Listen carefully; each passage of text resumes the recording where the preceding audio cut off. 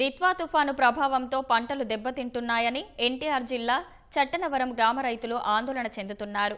ఎకరానికి వేల రూపాయలు పెట్టుబడి పెట్టామని, తుఫాను కారణంగా తీవ్రంగా నష్టపోతున్నామని ఆవేదన వ్యక్తం చేస్తున్నారు. ప్రభుత్వమే గిట్టుబాటు ధర కల్పించి దెబ్బతిన్న పంటను కొనుగోలు చేయాలని వేడుకుంటున్నారు.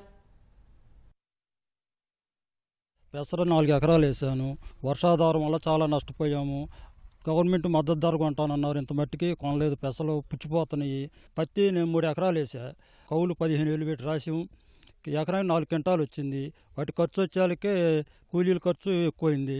గవర్నమెంట్ కొనట్లేదు. 3 క్వింటా బయట దళారులు 3,000కి 3,500 అడుగుతున్నారు. మిర్చి వేసాము 3 ఎకరాలు. ఎకరానికి 2 లక్షలు పెట్టుబడి అయింది.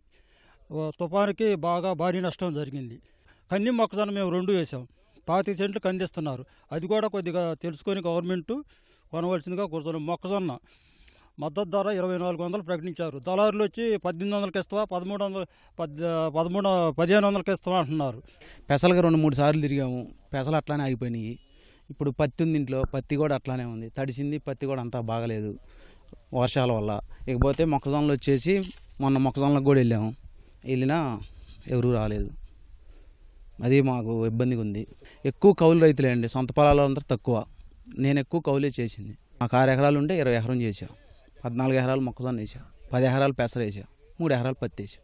వర్షాల వల్ల ఈ పట్టలు వేసుకోవడం, పట్టలు తీయటం, ఇక ఏడే కూర్చోవాల్సి వస్తుంది. అందరూ గాలికి లేచిపోతాయి అన్నట్టుగా, అది అన్నట్టుగా గాలి అయితే తోలుతుంది.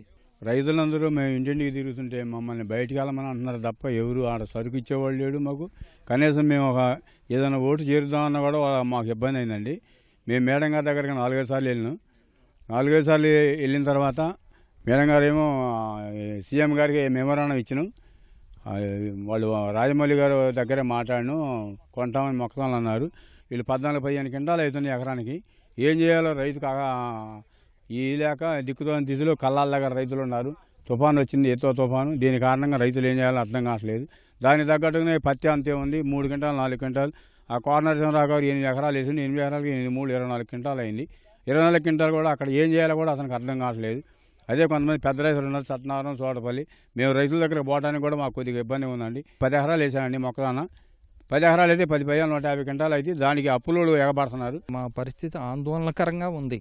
ఎందుకు అని అంటే కందులు 5900కి అమ్ముకున్నాం. పెసలు కొనేవాళ్ళు లేరు. మొక్కజొన్నలు కుప్పలు పెట్టి కూర్చున్నాం. మాది ఒక పంట బండే భూమి. దాని మూలాన మేమేమీ చేయలేక అప్పుల పాలయ్యి 2 సంవత్సరాలు బట్టి సరైనటువంటి మద్దతు ధరలు లేవు. ఇప్పుడు వర్షం పడదనుకోండి, ఒడ్లు కూడా చేతికి రాకుండా పోద్ది. ఈ కుప్పలు ఉన్నాయి. వర్షం పడితే అన్నీ నీళ్ళే. ఏం చేయాలో మాకు అర్థం కావట్లేదు. లోకేష్ గారిని కూడా కలిసాం మేము. కలిస్తే అచ్చెన్నాయుడు గారి దగ్గర పంపించారు కందులు. ఎప్పుడు అది జరగలేదు. 5900 కందులు అమ్ముకున్నాం. నేను 15 ఎకరాలు ఇచ్చి 70 క్వింటాల కందులు పండించా. అయినా సుఖం లేకుండా పోయింది. నాకు రూపాయి మిగల.